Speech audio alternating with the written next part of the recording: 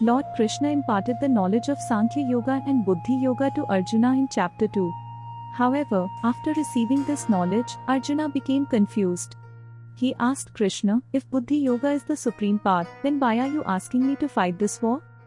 This seemingly contradictory statement left Arjuna in a dilemma. Then Lord Krishna explained to Arjuna that one cannot attain moksha, liberation, by simply avoiding action or detaching from worldly attachments. A person who believes that renunciation, sannyas, means completely withdrawing from the world is entirely mistaken. Renunciation means being free from the desires and attachments that arise in the world. True renunciation is freedom from the temptations of the senses while following Vedic dharma, not the abandonment of worldly duties and relationships. A person does not become a renunciant by abandoning their prescribed actions. In reality, the path of renunciation is performing one's duties while remaining detached from the desires connected to them. A person who pretends to be a renunciant outwardly, for example, by wearing saffron robes, but is mentally attached to worldly things, is considered a hypocrite. The one who controls the Gyanendriyas, sense organs, through the mind and uses the Karmendriyas, organs of action, to perform actions without attachment is truly superior. The Gyanendriyas include the eyes, ears, nose, tongue, and skin, which help us perceive the world through sight, hearing, smell, taste, and touch. On the other hand, the Karmendriyas are responsible for speech, grasping, movement, excretion, and reproduction, enabling us to act upon our sensory experiences. Let's understand this with a simple example.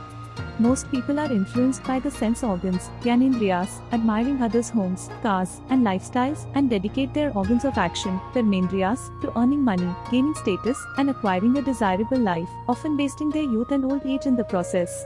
This could have been avoided if the subjects of the senses were understood deeply. Note, there is nothing wrong with earning money, but how it is used matters. There is nothing wrong with marriage, but mutual respect between husband and wife enhances life's beauty. Having children is not wrong, but imparting life and spiritual knowledge to them is essential. The person who understands and performs these actions without attachment lives a superior life. Lord Krishna explains the concept of yajna, saying that every person must perform the yajna-related actions established by the Vedas and live accordingly.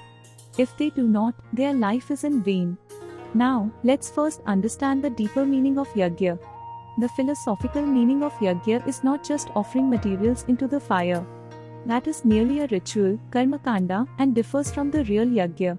The main element of yajna is selfless sacrifice. In a broader sense, every action done for the welfare of society, nature, or living beings is yajna. Yajna is also tied to social responsibilities. Every role we play in life, whether as a parent, citizen, employee, or friend, can be seen as yajna. Lord Krishna continues to explain the concept of a true philosopher, Tattvajnani, saying that a true philosopher does not identify the soul by its qualities or actions. They understand that the soul is not attached to the subjects of the senses. But even knowing this, if you see someone engrossed in material activities, do not disturb them. Instead, continue your duties, setting an example for others and inspiring them to act without attachment. Lord Krishna further states, O Partha, in all three worlds, I have no prescribed duties, nor do I lack anything, nor do I have any desires to fulfill. Yet, I continue to perform actions constantly. For if I do not, those who follow me will also abandon their duties. Similarly, as King Janaka, though a great philosopher, continued to perform his prescribed duties for the welfare of his people, every person must live their life according to the principle of Nishkama Karma, selfless action. This philosophy not only inspires us to fulfill our duties but also shows how small, consistent actions are essential for achieving great accomplishments. After this explanation, Arjuna asked Lord Krishna why it happens that even after knowing all this, a person performs actions that take them further away from liberation. Lord Krishna explained that just as a mirror gets covered in dust, the soul too is obscured by the dust of ignorance. We become driven by desires, either trapped in the fleeting happiness of fulfilling those desires or in the anger that arises when they remain unfulfilled. And the source of all this is the Karmendriyas, which generate desires in the mind and intellect. The senses are superior to the gross body, the mind is superior to the senses, the intellect is superior to the mind, and the soul is superior even to the intellect. Thus, like a wise person, recognize that the soul is beyond worldly intelligence and control your senses, mind, and intellect. Through self-knowledge, conquer the formidable enemy known as desire.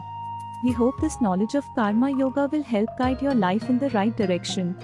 Thank you.